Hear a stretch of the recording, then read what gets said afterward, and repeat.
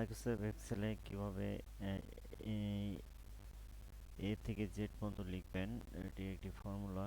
Just like সিজ add character, bracket হচ্ছে rho, আর rho bracket এখানে আমি দিব এ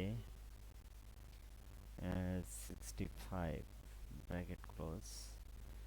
যেহেতু লেফট সাইডের দুটো ব্র্যাকেট দেন, আমাকে রাইট সাইডেও দুটো ব্র্যাকেট দিতে হবে। দেন হচ্ছে আমি এই জাস্ট লাইক এই ক্যারেক্টার লিখলাম যে ক্যারেক্টারও A65 ইন্টারপ্রেস করলাম। করার পরে আমি জাস্ট এই প্লাসের মতো আইকন আসবে, জাস্ট নিচের দিকে টানতে থাকবো।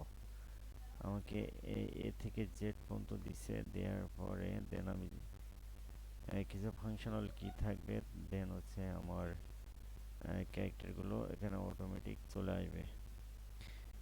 জাস্ট লাইক এখানে আমাকে প্রথমে ক্যাপিটাল লেটারের ক্যারেক্টারগুলো দিয়ে দিছে।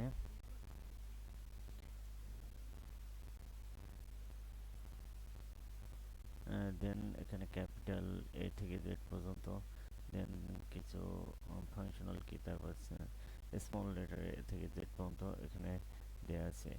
এটি করার জন্য জাস্ট লাইক সিম্পল একটি ফর্মুলা, সেটা হচ্ছে ক্যারেক্টার ইকুয়াল ক্যারেক্টার রো দেন হচ্ছে ফার্স্ট ব্র্যাকেট A65, দেন ব্র্যাকেট ক্লোজ, ইন্টার প্রেস করলে এটি হয়ে যাবে। Thanks for watching my video.